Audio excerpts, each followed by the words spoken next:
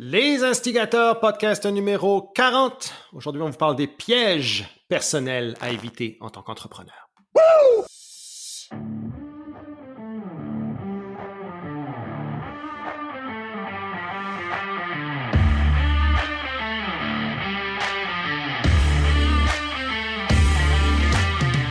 Vous écoutez Les Instigateurs, le podcast de contenu explicite pour entrepreneurs francophones. On parle des meilleures pratiques d'affaires sans dentelle ni gants blancs. On laisse de côté la rectitude politique, les conventions sociales, dans le but de briser les mythes et faire de vous de meilleurs entrepreneurs. Mon nom est Mathieu Dumont, son nom est Dave Ruel. Bienvenue sur le show.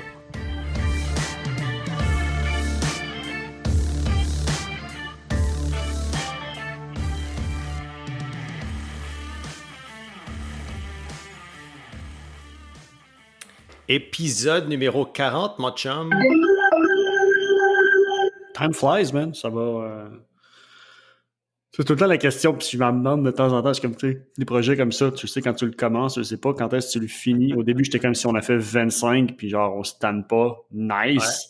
Ouais. Fait comme, t'es pas dans le tordeur, puis c'est classique de, bon, mais rendu à 40, on va se rendre au moins un minimum à 52, puis le passer à 52, tu vas te dire, on vient d'en faire un. On peut pas arrêter ça à 52 parce que c'est un chiffre trop parfait, il faut continuer. Rendu à 53, tu fais comme, on peut pas arrêter à 53, c'est un chiffre qui est impair. Fait que c'est comme une boucle qui ne finit plus, mais ça va bien, c'est relativement smooth. Tu sais, comme honnêtement, pour un projet, tu sais, comme un passion project, là, c'est le fun. Tu sais, actually, les passion projects, c'est un petit peu, on va parler des pièges personnels, là, mais souvent, quand on va commencer un passion project, ça peut devenir aussi un piège pour l'entrepreneur, là. C'est facile de rentrer dans le rabbit hole. Et puis, mais avec celui-ci, je pense qu'on a bien maintenu le cap sur la vision initiale. Oui, puis ça se gère bien, c'est pas... un passion project, justement, ça peut devenir facilement quelque chose qui va te faire perdre ton focus sur tes vrais objectifs, parce qu'on se mentira pas, le podcast n'est pas notre entreprise, pas du tout.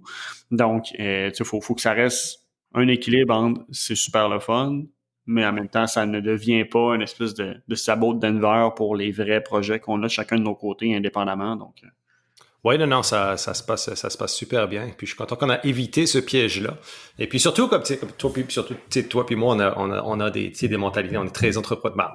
On est entrepreneuriaux, mais je veux dire, on a des façons de voir les choses aussi qui sont très entrepreneuriales avec tout ce qui vient avec. C'est un petit peu ça aujourd'hui que j'aimerais qu'on parle. C'est justement, on va relater peut-être nos expériences personnelles par rapport aux pièges dans lesquels on a peut-être pu tomber dans l'entrepreneuriat. Mais aussi des patterns qu'on voit en entrepreneuriat de façon récurrente. Dépendamment, tu sais, je veux dire, je vois deux profils dans l'entrepreneur. Tu as celui qui tombe dans les statistiques, c'est-à-dire ne t'offre pas 3 ans.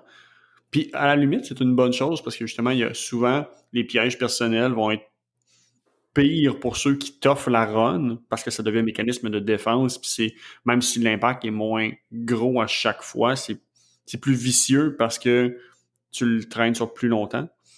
Fait que c'est ceux qui lâchent après 3 ans, ils ont essayé, ils ont trouvé ça raide, mais ils n'ont pas eu le temps de commencer à développer des routines compensatoires dans ce qu'on va jaser comme les différents pièges.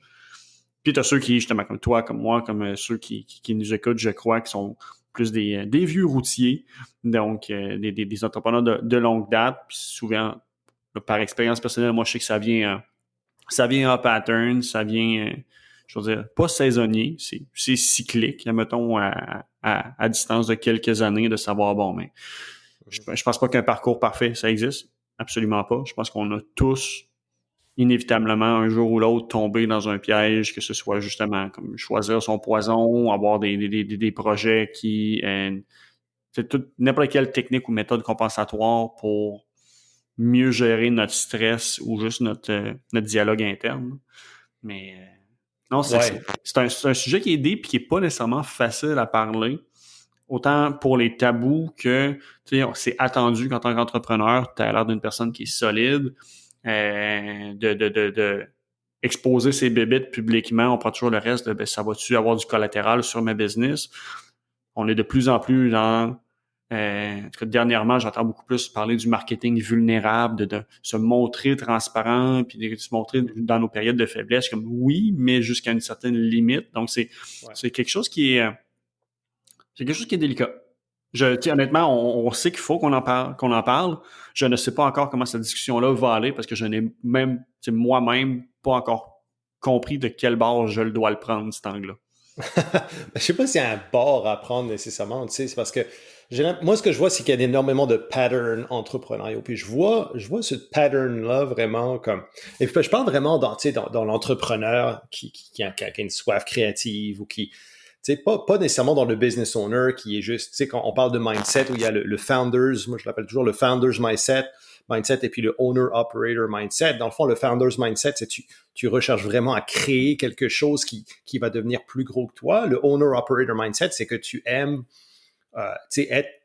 Dans le fond, c'est très relié à toi-même et c'est très relié à ce que tu aimes faire, mais tu n'as pas nécessairement l'ambition d'aller créer quelque chose qui est plus gros que toi. Puis, c'est pas correct, là. Mais moi, moi, j'ai un typical founder's mindset qui adore créer. Et ce que j'ai vu dans ce type d'entrepreneurs-là qui ont cette capacité-là de création, puis je le vois beaucoup avec d'autres types de personnes dans d'autres milieux, par exemple, avec je vois les chefs, par exemple, les chefs cuisiniers. Je sais pas si tu regardes-tu Chef Stable? J'écoute pas vraiment la TV, mais je sais quoi tu parles. C'est vrai. J'ai oublié que tu étais un vieux loup solitaire sans technologie.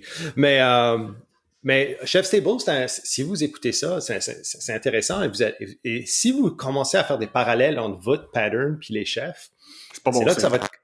Non, c'est bon signe parce que ça montre justement que vous avez un côté entrepreneur. Et souvent, il y a beaucoup de chefs. Tu sais, tu le dis souvent, toi, montre-moi tes cicatrices, ça va te montrer tes succès. Là. Je trouve qu'il y a beaucoup de chefs ou beaucoup d'entrepreneurs qui commencent vraiment, je te dirais, avec peut-être une mauvaise donne dans la vie ou une mauvaise main. Tu sais, soit qu'ils dealent avec des problèmes familiaux ou ils dealent avec des problèmes d'abus ou des choses comme ça. Ils ont toujours une tendance, ou pas une tendance, mais un background, si tu veux, un petit peu trouble, un petit peu challengé, où ils ont été challengés dans leur début de vie surtout. Et ça, ensuite, ça leur a amené à faire des choix dans leur vie qui sont peut-être un petit peu non conventionnels, un peu plus contre-courant, qui les a amenés, si tu veux, à faire l'expression de leur créativité à travers, par exemple, la cuisine. Okay? Pour certains, beaucoup des entrepreneurs, c'est à travers les produits ou les services qu'ils vont développer. Mais j'ai trouvé énormément de patterns comme ça. Par exemple, le pattern de l'addiction. OK? Puis l'addiction, on s'entend que pour la majeure partie des cas, c'est un mécanisme compensatoire pour quelque chose pour un traumatisme en tant que tel. Quand je parle de traumatisme, ça peut être quelque chose que vous avez vécu dans votre... Généralement, mais c'est généralement lié au début de vie, à la jeunesse, à la façon dont on a été, peut-être pas élevé, mais dans des choses pour lesquelles on a vécu.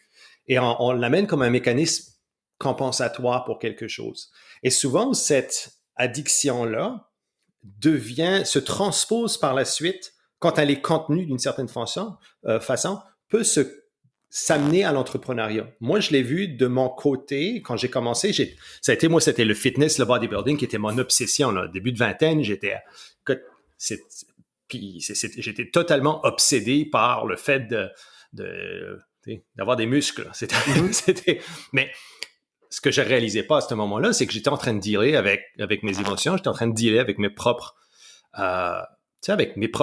problèmes, mes propres démons personnels, I guess. Et j'étais très chanceux de ne pas tomber nécessairement dans un abus de substances comme l'alcool ou la drogue.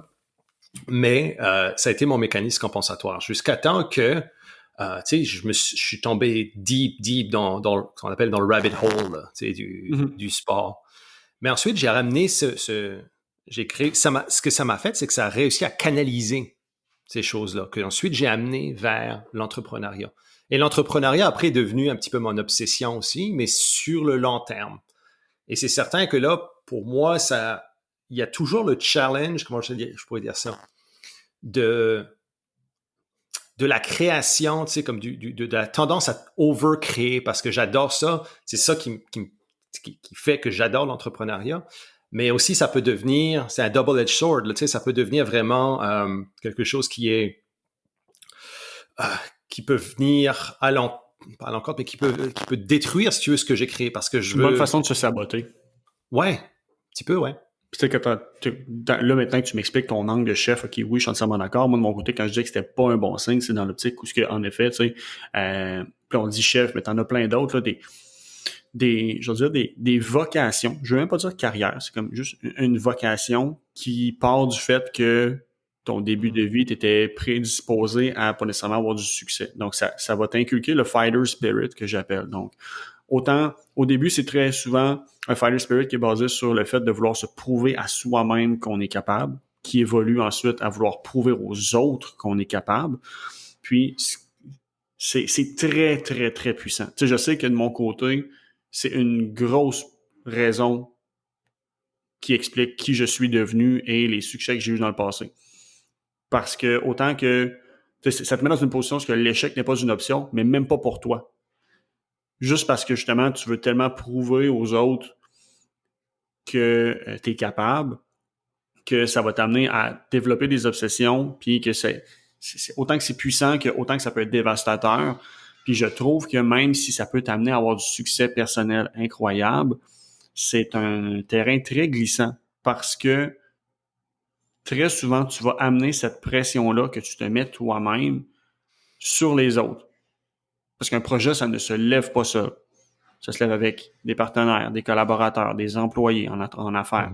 Puis quand tu amènes une obsession, tu sais, quand c'est, mettons, le bodybuilding, puis tout ça, c'est des obsessions qui sont personnelles. Ça n'a pas de collatéral. Mais quand tu fais le switch avec l'entrepreneuriat, donc un chef qui opère un restaurant ou quoi que ce soit, ben, tu vas prendre la charge complète de ta business sur tes épaules, incluant toutes les interactions que tes employés ont avec les clients ou quoi que ce soit ça. Fait que ça fait que tu vas déléguer un stress et je veux dire quasiment un aura à l'intérieur de ta business complète qui est, j'ai quasiment le goût de dire qui est hostile, parce que souvent, ça va lever des entrepreneurs qui, justement, développent plus des business qui vont devoir protéger leur ego que vraiment servir aux clients. Ouais. Fait que, mais tu sais, oui, je suis entièrement d'accord que quand c'est bien fait, comme tu l'as mentionné, puis qu'il y a une progression, ça peut être très bon. Tu sais, j'en suis un exemple. Comme je l'ai mentionné, moi, de mon côté, les 3 premiers business que j'ai eus, c'était très pour me prouver quelque chose à moi-même. Quantum était quasiment plus pour prouver quelque chose au marché et les autres. Quand je suis revenu de Montréal, parce que Montréal, c'est vraiment pas pour moi, puis à Québec, à l'époque, t'avais pas tant de jobs en vidéo, puis je suis arrivé, bon, mais gars, personne ne veut m'engager, je vais me partir ma propre job, puis tu vas tout vous montrer que non seulement c'est viable, mais que je vais vous torcher. Ça a super bien fonctionné, mais looking back, je suis capable de dire que c'était quand même malsain, puis en même temps, cette obsession-là m'a amené à mon burn-out professionnel aussi, là.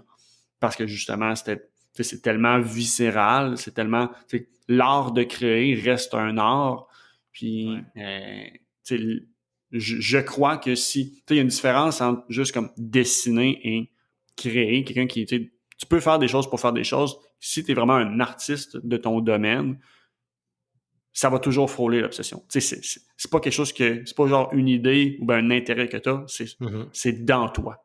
C'est très profond. Donc c'est ça, tu sais, au niveau des... C'est facile d'en faire une obsession, mais comme je te mentionne, tu sais, c'est ça. De mon côté, je vois plus de risques à long terme, pas dans un optique où on veut lever une business viable, d'avoir cette approche-là qu'une personne qui, à la limite, va commencer puis quasiment être juste détachée de sa business, puis que oui, j'aime ça, mais c'est juste un means to an end plus que le end-all be-all, mettons. Je sais pas comment bien le dire en français, là, mais... Ouais, mais tu vois, mais c'est ça. Le pattern vraiment, puis tu le vois beaucoup, c'est comme tu as dit, dans les milieux artistiques en général, que ce soit avec la musique ou n'importe quoi tu sais, on le voit avec les chefs, mais où il y a un processus créatif, il y a un pattern là-dedans. Et puis à partir du moment où tu deals avec, puis ça qui est peut-être une leçon aussi là-dedans, c'est que si tu n'apprends pas nécessairement de ces choses-là, tu n'apprends pas, tu sais, on parle de self-awareness puis on le hammer tout le temps, mais c'est tellement le plus important, c'est que si tu apprends pas ton pattern, si tu apprends pas ta façon d'opérer, assez rapidement, ça va être beaucoup plus difficile ensuite d'avancer parce que tu vas répéter ces mêmes patterns-là puis tu n'avanceras jamais. Versus que tu apprends, OK, ben voici mes patterns, voici comment j'opère. Puis au lieu d'essayer souvent d'essayer d'être quelque chose d'autre qu'on n'est pas, c'est d'aller chercher justement ces partenariats-là, ces personnes-là qui peuvent nous amener au prochain niveau. T'sais, par exemple, quand tu as une business, si tu vois que tu as un profil très visionnaire, créatif, etc., ça va être important de t'entourer de personnes qui ont un côté très pratique, très, je te dirais, qui est capable d'implémenter beaucoup de choses. Parce que souvent, dans un processus créatif, on a toujours une question de créer et ensuite peut-être de détruire qui est un petit peu malsain dans le processus. Mm-hmm. Non, hey, je fais vraiment attention à ce que je dis. Non, mais il n'y a pas de mauvaise façon. Puis, guys, là, ce qu'on a, c'est le but du podcast aussi, c'est une discussion qu'on aurait, toi puis moi, autour d'un feu. Absolument, c'est ça, puis il faut rendre compte que, oui, il y a des opinions, mais il y a des choses, c'est des open loops. Il y a des choses qu'on va peut-être penser ou qu'on va dire, mais qui ne sont pas nécessairement comme, hey, c'est ça que c'est, là, puis non, tu comprends? Il y a une discussion. C'est de l'opinion qu'on fait. C'est très basé sur nos backgrounds. Mais tu sais. Mais ça, c'est une autre affaire à faire attention. C'est rendu, moi, là, comme un petit coup de gueule personnel, mais ça a rendu un petit peu malsain aussi, là, l'espèce de, tu sais, comme, on va partager une idée ou, tu sais, une idée ou une opinion qui n'est pas nécessairement fermée, une opinion ouverte, et tu vas te faire lyncher de façon, tu sais, sur les médias sociaux par des personnes qui n'ont pas nécessairement ce point de vue-là, etc. Et on ne cherche pas à aller chercher les différents côtés de la médaille, d'aller chercher, d'ouvrir une discussion constructive. Mm-hmm. Et puis ça commence, puis encore une fois, jusqu'où t'amènes la fête, pas la fête, mais jusqu'où t'amènes le côté de dénonciation. Je vois des affaires là, comme, puis encore une fois, puis là, c'est ça qui est le problème, c'est que je veux pas devenir quelqu'un qui doit faire attention absolument à tout ce qu'il dit à n'importe quel moment, parce que comme à ce moment-là, c'est là que toi-même, tu te muselles toi-même. Le monde parle de la liberté d'expression, mais le monde se muselle par eux autres mêmes parce que c'est un débat d'idées. C'est toujours, c'est noir ou c'est blanc. Oui, non, ça, je pense que tu me connais, là, que je froisse du monde, mais encore les bien, là, ça, je vis très bien avec ça. C'est juste, j'essaie de voir jusqu'où je vais dans mes exemples basés sur des expériences personnelles. Mais parce que, mettons, t'as parlé justement de, comme des mécanismes compensatoires, tu sais. Oui, un des pièges personnels que je vois le plus, c'est encore le mauvais réflexe de vouloir trop contrôler. Puis, tu sais, encore pour le ramener ça au self-awareness, lorsque tu vois une faille, t'as deux possibilités. Soit que tu délègues à quelqu'un qui est meilleur que toi, ou soit que tu t'entêtes à vouloir, toi, t'améliorer là-dessus. Puis, autant que de mon côté, c'est évident que, clairement, si c'est une faiblesse que t'as, puis que t'es rendu à 30 ans, Chris, viens pas me dire que là, c'est une faiblesse parce que t'as pas eu le temps. Non. Si ça avait été le moindrement dans un champ d'intérêt, t'aurais été chercher une information minimale. Mais pourtant, je vois tellement encore d'entrepreneurs qui vont vouloir être, qui vont investir du temps sur des choses qui ne sont pas dans leur force, ou ça, juste parce que justement, c'est compensatoire. Ça couvre une insécurité. Puis après ça, ils se mettent dans une position de stress qui va les amener vers justement comme l'alcool, la drogue, les femmes, name it. Je suis comme, tu sais, on peut-tu, des fois, c'est parce qu'on essaie trop de, on en a parlé cette semaine dans le mentorat. Qu'est-ce qui est le symptôme? Qu'est-ce qui est le problème réel? Tu sais, des fois, justement, on va tellement essayer d'éviter un symptôme, de comme, mais ma business va correct, va clairement pas comme que je veux. Il y a ça qui est une faiblesse. Mais tu sais, ça me tente pas de payer, je vais essayer de l'apprendre par moi-même. Non, tu sais, le problème, c'est que ta business a une faiblesse, OK? Tu n'es sûrement, si c'est une faiblesse, t'es sûrement pas la solution à cette faiblesse-là. Mm-hmm. C'est ta business. Si c'est une faiblesse, t'es pas mal la cause, d'après moi, là. Ouais. Fait que de là, va t'équiper. Tu sais, on a souvent peur d'investir puis de prendre des risques financiers juste à cause des chiffres. Je comprends que c'est important que les comptes balancent à la fin, mais je vois beaucoup de personnes ne pas voir les risques à long terme sur leur gestion du stress, sur la gestion de l'équipe, sur la qualité du temps qu'ils ont avec la famille, parce que justement, ils ont trop de mécanismes compensatoires. Le let go, c'est comme un mix entre l'obsession, parce que tu sais, ultimement, si tu essaies d'apprendre quelque chose qui n'est pas dans ta zone de génie, ça va te prendre plus de temps que les autres, tu vas être moins bon que les autres. Il y a beaucoup de collatéral dans ces pièges-là. Ouais, puis il y a l'évitement, tu sais, qui vient avec ça. On va, comme tu as dit, là, t'as deux façons de voir les choses. Si t'es un bobo, ben, tu peux soit essayer de le cacher en mettant un petit angan dessus qui va te number, qui va t'engourdir cette douleur-là, ou tu peux vraiment faire l'exercice de dire ça vient d'où cette chose-là, tu sais. Ça peut être quelque chose qui est majeur ou ça peut être quelque chose qui est mineur aussi. Mais souvent, ce qu'on va faire, c'est qu'on va éviter de dealer avec ces choses-là parce que c'est painful. T'sais, ça va soit dire, notre ego va être affecté ou on va penser que notre confiance ou on va penser que le regard des autres par rapport à ça. Ce qu'il faut se rendre compte aussi, c'est qu'on a beaucoup plus de faiblesse que de force. Quand ça fait longtemps que tu es en entrepreneur, tu te rends compte que ma zone de compétence, là, elle n'est pas aussi grosse que je pense qu'elle est. Là. On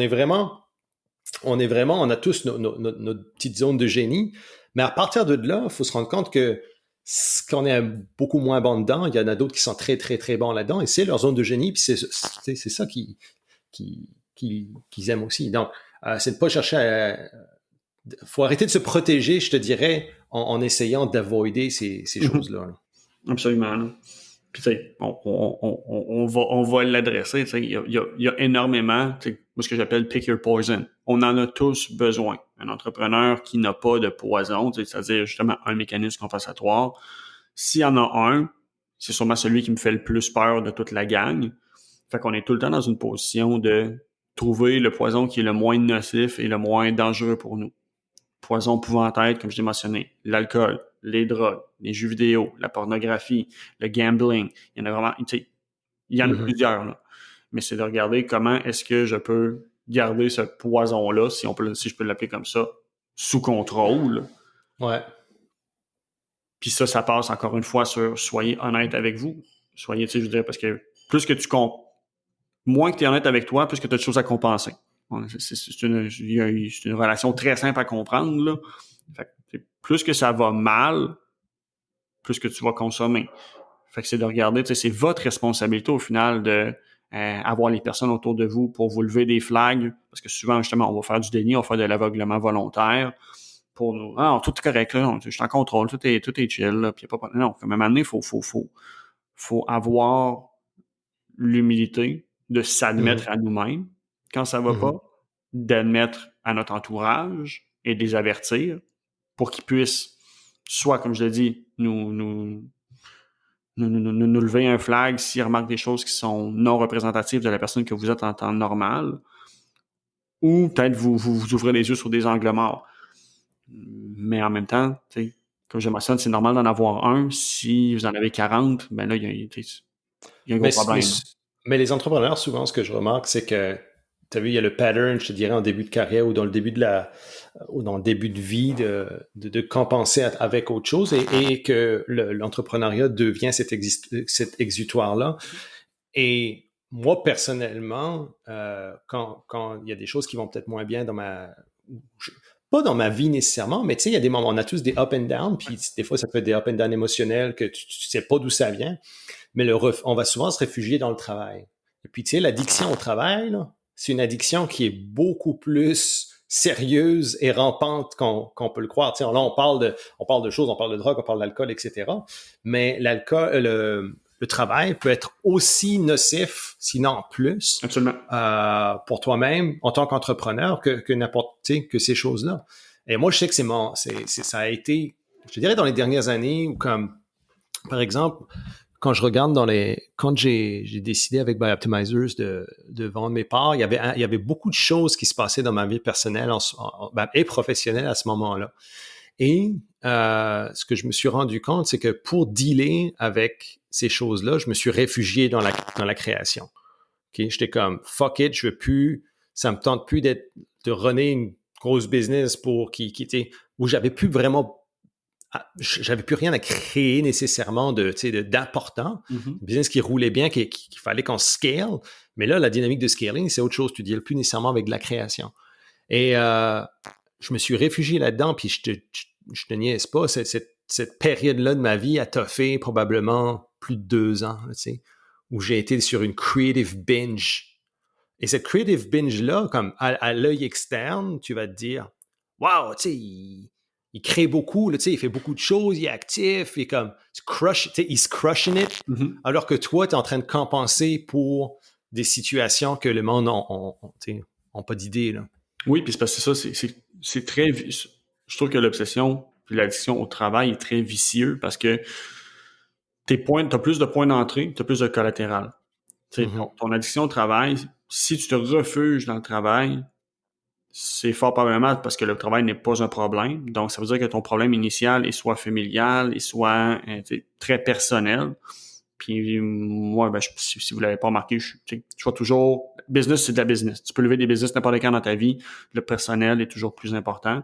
Fait que déjà là, on part sur la prémisse que ton problème est un problème qui devrait être adressé dès le départ. Ensuite, c'est que quand tu te réfugies dans le travail, si tout ce que tu fais à la job ne paye pas, mais tu vas te rendre compte que tu vas bâtir une frustration, puis là, non seulement ton problème de familial ne sera pas réglé, tout ton work, théoriquement, si tu travailles, ben, c'est supposé soit rentrer de l'argent ou c'est parce que ça génère des dépenses, parce que il y a un but. Tu es supposé être dans la motion, puis en entrepreneuriat, un projet, ben, il faut que tu bases l'argent pour que ça avance aussi. Fait que tu peux vite te ramasser d'être dans une position, avoir deux feux à éteindre juste parce que tu n'as pas voulu éteindre le premier. Oui, non, c'est ça. Puis parce que le collatéral, Puis là, souvent... t'as plus rien. C'est là que les plus grosses descentes en enfer tombent, parce que justement, t'as plus rien sur quoi t'accrocher. Tu peux pas te raccrocher sur ta famille, tu peux pas te raccrocher sur le travail. D'habitude, quand tu passes un binge créatif, comme tu dis, ou tu sais, vraiment une obsession au travail, t'as plus tant d'amis de disponibles parce que ils ont tombé au combat parce que tu les as négligés. Fait que, non, c'est une dure et longue spirale qui commence, là. C'est difficile à... C'est niaiseux à dire, mais c'est difficile à se ramener vers une certaine C'est un momentum qui est dur à arrêter. une dynamique saine, là. Et puis la famille est toujours le premier collatéral de cette chose-là. Ça a été... moi, je sais que ça a été comme un wake-up call beaucoup pour moi, au bout d'un moment, ta famille est le collatéral de tout ça, la présence avec tes enfants, des choses comme... Puis alors que c'est la famille... Ben, tu me connais, Matt, là, c'est la base. C'est la base, c'est primordial. Mais l'un dans l'autre, quand tu es contrôlé par, je te dirais, cette addiction-là, d'une certaine façon, tu le vois plus, ces choses-là. Tu comprends-tu? Puis, honnêtement, ça peut être aussi bad c'est comment je pourrais dire ça? C'est comme si tu étais un alcoolique fonctionnel. Et je vois beaucoup de... Nous, on a dealé avec des problèmes d'alcool dans ma famille, avec lesquels on a dû, et on doit encore même, dealer, je te dirais. Pas dealer, mais quand on doit vivre avec, manager. Mais tu comprends-tu, tu peux pas... Ça peut être facile, c'est facile pour ces personnes-là de tout perdre à un moment donné. Et toi, tout ce que tu peux faire, tout ce que tu vas retomber dessus, à un moment donné, ça va être ta famille, ça va être tes personnes. Sinon, c'est là que ça devient vraiment très, très dommageable. Fait que, puis il y a beaucoup je vois tellement de parallèles entre ces deux, entre le monde de l'addiction traditionnelle puis ce côté obsessif qu'on amène dans l'entrepreneuriat. Tu le vois énormément. J'aimerais que mon ami Matt soit là, avec qui j'ai buildé plusieurs business. Et lui, justement, il a eu ce struggle-là avec l'addiction très jeune dans sa vie, qu'il a réussi à canaliser après dans l'entrepreneuriat. Mais ça reste une bataille de tous les jours, là, tu sais. Et puis bon, ben maintenant, ça fait plus de 10 ans qu'il est sobre, et puis il l'affiche fièrement, et puis avec raison. Mais ça a été, moi je l'ai vu, là, les ballons, j'ai été au meeting avec lui, des choses comme ça. C'était tellement, comment je veux dire, intéressant de voir cette évolution-là de près, et voir aussi les collatéraux qu'il pouvait en amener, et puis la façon dont c'est géré. T'sais. Non, je ne connais pas, je ne connais pas l'histoire de Matt, mais c'est ça, c'est de voir que, tu sais, des fois, les petits détails, des petites mécaniques juste insignifiantes peuvent avoir un effet domino et du collatéral sur tellement plus qu'on le pense, là. Tu sais, soit au niveau des relations, que c'est name it, là. Fait que, tu sais, c'est pour ça que je reviens toujours sur l'importance du système de support, parce que très souvent, par l'étiquette soit qu'on se donne ou qui nous est attribué d'entrepreneur, on se donne la fausse croyance que il faut toujours avoir l'air en contrôle ou quoi que ce soit. Fait que la journée que tu te rends compte qu'il y a un problème, très souvent, ça fait plusieurs semaines qu'il est déjà là. Fait que Mais c'est un petit peu. ça Tu prend des comprends? gens dans ton entourage qui vont être capables de te donner la température de l'eau sur une base fréquente, là. Parce que ça, c'est une autre affaire. Puis il y a un autre piège personnel, c'est de s'attacher cette étiquette-là de super-héros, là, entrepreneur. On glorifie tellement ça. Et puis, je pense que c'est pour ça aussi que les entrepreneurs ont peut-être moins tendance à montrer leur cicatrices puis montrer leur vulnérabilité. C'est que, vu qu'on attache cette image-là de super-héros qui peut tout prendre et puis qui est capable de tout faire, on a peur de se faire exploiter nos vulnérabilités. Et puis, Ah, moi, en tout cas, moi, c'est même pas de ce bord-là. Moi, c'est plus l'inverse de, faire des affaires, tu veux faire des affaires avec le moins de risques possible. Donc, la notion de est-ce que d'avouer une vulnérabilité va faire que mes partenaires, mes collaborateurs, mes clients vont avoir moins confiance. Donc, est-ce que selon la perception externe, est-ce que je suis un fournisseur qui vient avec un plus haut niveau de risque? ouais. Que... Ouais, il y a tout ce côté-là à balancer aussi, là, tu sais. C'est comme, et on dirait après, c'est peut-être une question de comment est-ce qu'on relate de façon personnelle à cette personne-là. Donc, il y a toujours cette gestion de risque-là qui est à prendre en compte, mais bon, c'est touché. C'est pour ça qu'on dit, comme, il y a pas, comment je peux dire ça, de la façon dont on va dealer avec ces choses-là, des fois, c'est tellement contextuel que c'est difficile de dire oui, fais ci ou fais ça, parce que on a tous il y a des patterns, Mhm. mais ensuite, la réalité est souvent différente, tout dépendant de la personne. Absolument.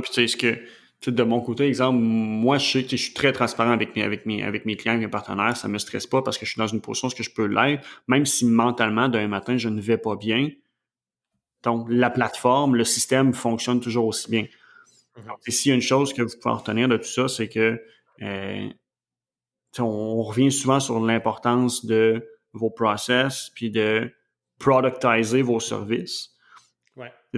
Pour un entrepreneur, parce que je sais qu'on a la majorité des gens qui nous écoutent, ça va être dans cette lignée-là. Là. Je sais qu'on en a un peu dans le produit, mais la majorité, c'est des personnes des services. D'établir, puis on en a parlé dans le personal branding aussi, d'établir que ce que la personne achète, c'est une mécanique, ce n'est pas la personne qui la rend, qui la donne, Ouais.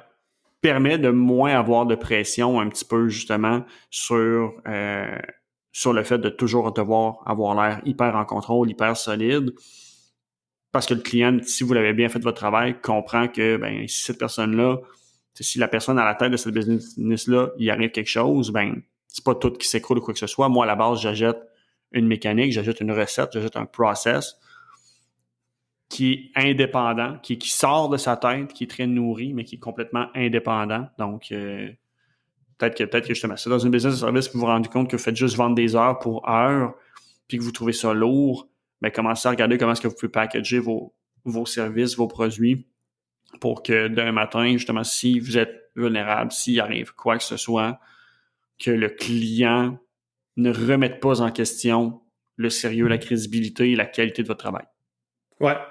Puis il y a beaucoup de monde, tu sais, comme, parce que justement, il y a beaucoup d'entrepreneurs qui, une fois qu'ils ont fait ça, peuvent justement s'ouvrir beaucoup plus à leur vulnérabilité parce que il y a il y a ce détachement-là, dans le fond, au niveau opérationnel de leur compagnie. Tu sais, ils se rendent compte que oui, c'est comme, sa compagnie fait ça, mais lui a dû dealer avec ces choses-là, mais tu sais que c'est pas nécessairement toi la compagnie, là, tu sais.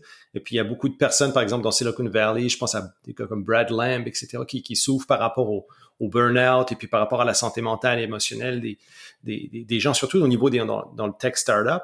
Et puis, c'est nouveau, là. Mais lui, Brad, il a rien à prouver, là. Tu comprends-tu? Il a bâti ses business, il a rien à prouver. Donc, il peut, à ce moment-là, il est dans une position de force. Et souvent, c'est de créer peut-être cette structure-là pour être dans une position de force où on peut en parler. Puis à partir du moment où on en parle, c'est là que ça devient, de un, thérapeutique d'une certaine façon, mais de deux, qu'on offre la possibilité à des gens qui vivent la même chose ou qui ont vécu la même chose de lever leurs mains aussi. Mm-hmm. Et puis c'est là que tu commences à faire du changement, des changements ou des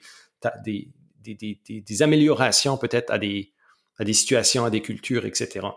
Donc, c'est important de voir ces choses-là parce qu'il y a toujours différents côtés de la médaille, puis il faut pas juste en prendre un. Là. Non, absolument. Puis de mon côté, donc, cet élément-là est une des raisons pour laquelle je sais que je ne retournerai jamais en affaires solo.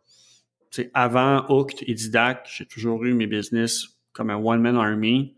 Mm-hmm. Mais ce que ça m'a démontré maintenant, c'est que justement, je suis prédisposé, sans même m'en rendre compte ou quoi que ce soit, j'étire trop les choses longtemps. Puis là, maintenant, d'être dans une dynamique où j'ai des associés, on a des employés, des partenaires, Mm-hmm. je dois être cohérent. Je veux, en tant que gestionnaire, que mes employés, s'il y a quelque chose, ils se sentent à l'aise de m'en parler. Je dois montrer l'exemple. Donc, tu sais, même si je ne le fais pas, tu sais, j'écrirai pas à tous mes clients, ouais, salut, juste à dire de ce temps-là, mentalement, comme je suis pas dans ma meilleure place, fait que si c'est un problème, ben parle-moi-en pas, puis on s'en parle dans 2 ans. Ça se fait pas. Sauf qu'à l'inverse, pas parce que tu ne l'avises pas à tes clients que tu ne peux pas le faire à l'interne. Ouais. Autant que dehors, je vais avoir l'air, tu sais, je pense, en tout cas, j'imagine que c'est ça parce qu'on me demande tout le temps, oh, Chris Matt, comment tu fais pour avoir l'air tout le temps aussi détaché, puis sans émotion, puis de tout. Je suis comme, tu sais, oui, c'est en partie vrai, mais en même temps, je suis capable d'admettre que, tu sais, je ne suis qu'un homme, je suis humain, il y a des bouts que ça passe moins bien. Puis ça, à l'inverse, autant que jamais je vais le mettre de l'avant public, Mm-hmm. que je suis la première personne à le mentionner dans mon équipe. Puis ça ouvre une porte justement de comment, si Mathieu t'en laisse d'en parler, ben la journée qu'il y a quelque chose, théoriquement, l'employé va être plus à l'aise aussi. Puis de plus en plus, puis ça, c'est quelque chose que je suis excessivement fier, je le vois que ça devient la culture de business. S'il y a quelque chose, c'est pas, ça se le dit pas en jeu de corridor puis en message privé, c'est très vocal, très transparent face à tout le monde. Comme, hey, gars, il se passe des affaires, on n'a pas besoin de connaître le détail, on veut juste savoir, Mais présentement, t'es-tu à une bonne place, on peut-tu t'accommoder, as-tu besoin de comme quoi que ce soit. Puis, tu sais, c'est la santé mentale de chacun des individus dans l'organisation devient un team effort, je vais le dire comme ça. Puis c'est pas, c'est pas une stratégie, c'est ça la culture de la business. C'est organique, c'est comme tout le monde veut pour vrai le bien des autres, de qu'il y ait quelqu'un qui lève la main à dire ouais, présentement j'ai peut-être de l'eau jusqu'au cou, mais tu n'auras pas juste une main qui va reach out. Je te garantis que tu vas avoir tout le monde. Mm-hmm. Mais tu sais, comme c'est un petit peu le même principe que quand tu regardes quelqu'un qui est en mode en recovery, si tu veux, d'une addiction, que ce soit d'alcool ou de drogue. Par exemple, est-ce que tu as déjà été dans un meeting des AA, Mm-hmm. des alcooliques? T'as vu, ça se passe de la façon dont tu l'as décrit, un meeting de AA fonctionne beaucoup comme ça. C'est très, très semblable, tu sais. Et donc, moi, ce que ça m'a montré vraiment quand j'ai pas eu de problème d'alcool ou de drogue, mais quand j'ai été avec des personnes qui, en support, si tu veux, et ce qui était le fun, à chaque fois que j'ai été dans des meetings de AA, en tant que support, tu participes, tu sais, de façon active à la conversation. Et, dans le fond, ça m'a montré que ce type de support-là est le même type de support aussi qu'indirectement, sans m'en rendre compte, j'avais été chercher, moi, dans ma carrière avec, tu sais, comme, je rappelle toujours que j'adore les masterminds, mais le but pour moi des masterminds, c'est de créer un peer group avec lequel on peut, tu sais, de confiance avec lequel on peut toujours tout partager. Tu sais, c'est comique parce que le topic est arrivé dans notre groupe de mentorat, nous autres, Matt, avec les instigateurs, où on a dû lider avec une situation comme ça, puis tu sais, c'était important de dire que, regarde, on est un groupe avec lequel tu peux partager toutes ces choses-là. Et je sais que moi, j'ai un groupe avec lequel que j'ai créé il y a plusieurs années, qui est un peer group dans le marché anglophone, avec lesquels on est le même groupe de à peu près 8 entrepreneurs. Ça a changé au fil des années. Il y en a un ou deux qui ont droppé, d'autres qui sont ramenés, mais 8 entrepreneurs qui se suivent et qui se supportent les uns les autres. Et on est tous devenus des meilleurs amis, on passe des vacances ensemble, nos enfants se connaissent. Tu comprends-tu? Il y a toutes ces... Mais c'est important pour nous autres, c'était notre petite version de support entrepreneurial. Ouais, c'est notre système de support et on ne parle quasiment jamais de business. C'est fou. On parle quasiment tout le temps c'est juste pas des problèmes, mais des situations personnelles avec lesquelles on doit dealer. Mm-hmm. Non, puis ça, je pense que c'est nécessaire si tu veux t'offrir la run. T'as pas le choix, là. Mm-hmm. Parce que sinon, il y a tellement de... il y a tellement de situations tristes qui partent de, tu sais, mettons juste comme de l'adultère. Je suis pas capable de parler de telle affaire à ma femme. Toi, fille, détachée de tout, je vais te parler, puis là, la personne finit par s'attacher plus à elle, parce qu'à la base, non, tu avais tout ce que tu avais besoin pour être heureux. C'est juste parce que tu n'avais pas le guts de parler des vraies choses aux personnes qui, théoriquement, auraient été les plus pertinentes à en parler avec. Là. Fait que, des fois, on se sabote à garder le front, puis de justement comme prendre la responsabilité de. Mais je veux dire, on est tous maîtres de soi-même, je vais dire comme ça, là. Puis on a la fâcheuse habitude de vouloir protéger les autres plus que se protéger soi-même. Puis c'est là qu'on va commencer à se saboter parce que justement, on fait des moves de cabochon, puis on ouvre des portes qui sont trop difficiles à fermer par après. Fait que je le dirai jamais assez. Devenez à l'aise à regarder vos propres cicatrices, assumez-les.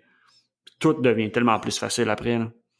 Du moins que tu acceptes que justement, tu n'as pas besoin d'être parfait, que c'est bien normal, puis que s'il y en a qui sont déçus que tu sois imparfait, qui mangent de la marde, c'est... Mais ça arrive quasiment jamais. Tu comprends-tu? Ouais, c'est ça l'affaire. Je sais. C'est que souvent, on va se mettre ce peur-là devant que parce qu'on va parler de notre marde, que les autres vont être comme, oh non, tu sais.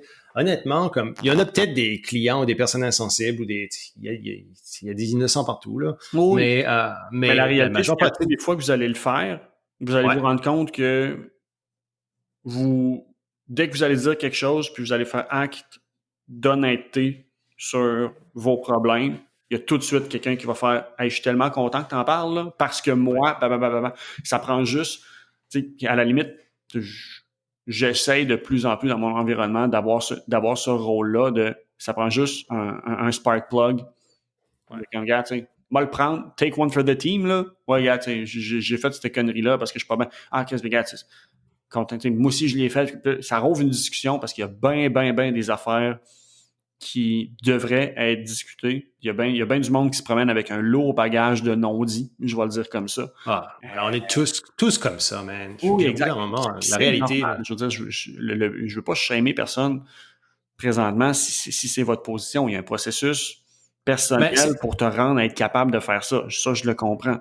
Sauf que justement, quand tu as quelqu'un à côté de toi qui le fait, je trouve que ça démontre que c'est peut-être plus facile que ce que tu penses. Puis ça initie justement la roue du bon bord. Fait que si vous êtes plus solide mentalement que votre environnement, essayez de prendre cette responsabilité-là.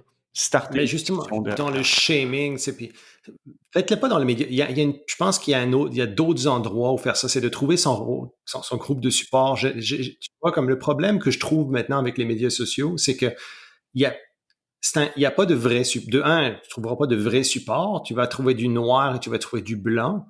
Mais il y a... Moi, ça me déçoit un petit peu le manque alors que c'est sur des médias sociaux, on devrait mieux communiquer, le manque de communication qui se passe là-dessus. Fait que faites pas l'erreur nécessairement d'aller vers des... c'est bien la transparence, mais le but aussi, c'est de vous aider vous-même. Et donc, de trouver un groupe de support dans lequel vous pouvez le faire de façon cohérente, pour moi, est beaucoup plus efficace, si vous voulez, pour dealer avec ça. Exact. Ce qui vous garde sain d'esprit ne devrait pas être un produit ou des DM Instagram avec des personnes que vous allez jamais rencontrer. Ouais. Mais c'est un sujet intéressant. Moi, j'aimerais, parce qu'il faut qu'on wrap up quand même, là, mais on pourrait en parler beaucoup, mais ce que j'aimerais savoir, c'est justement quels sont les pièges personnels dans lesquels vous êtes tombé dans votre carrière et aussi peut-être il y a des choses desquelles on a parlé aujourd'hui, sur lesquelles vous êtes, OK, oui, moi, je suis passé à travers de ça, et puis j'ai dealé de cette façon-là, avec cette chose-là. On aimerait vous entendre et vous lire aussi. Donc, envoyez-nous un email avec vos expériences. On veut vraiment les savoir, et puis ça nous fera plaisir de communiquer avec vous là-dessus, parce que je pense qu'il y a des belles expériences, et on deal tous avec des choses de façon différente. On est d'accord qu'il y a des patterns, mais on a tous nos systèmes, on a tous nos affaires. Puis ça, c'est important, je pense, que de partager ces choses-là. Donc, n'hésitez pas à nous envoyer un petit email. Ce qui m'intéresse plus, c'est pas tant ce qui vous a amené puis là-dedans, puis dans le piège, parce que ça va être contextuel à chacun.